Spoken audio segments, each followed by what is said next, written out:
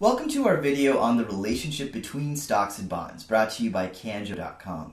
The relationship between stocks and bonds is really interesting. Specifically, they move in opposite directions. When one is going up, the other is going down. So if stocks are increasing in value, bonds tend to be falling in value. Now, this is not true 100% of the time, but it tends to be true a lot, and there is a very good reason why. That's going to be the focus of this video. So let's assume that stocks are going up. Now, when stocks are going up, things are getting more and more expensive. Companies are increasing their profits, they're able to charge more money, people are buying more and more things. And this leads to inflation. So stuff is getting expensive, people are growing their businesses, they're consuming more. When people are growing their businesses and consuming more, they need to borrow money in order to fuel this growth. And so there are a lot of people out there who want to borrow money, and there are not as many lenders out there. So these lenders say, hey, wait a minute, there are a lot of people who want to borrow. I can charge a higher interest rate. So interest rates around the economy start going up. Now, here's where it gets interesting. Companies are always issuing new bonds. And if interest rates around the economy are increasing, these companies need to issue new bonds at higher interest rates in order to stay competitive.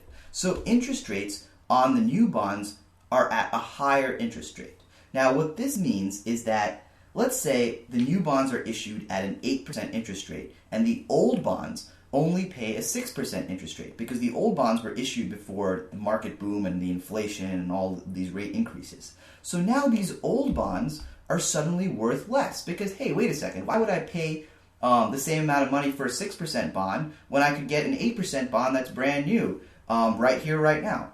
So as a result, the old bonds fall in value. And this is the relationship. Stocks tend to go up, and bonds that were issued back in the day, they tend to fall in value because the interest paid isn't worth as much. That 6% isn't worth as much as the 8% I could get on the bonds today.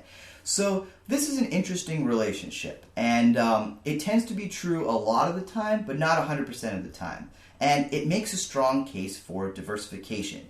If you have a little bit of stocks, a little bit of bonds in your portfolio, you're kind of prepared for a lot of different situations. So I hope this video has helped you understand the relationship between stocks and bonds and why diversification is important.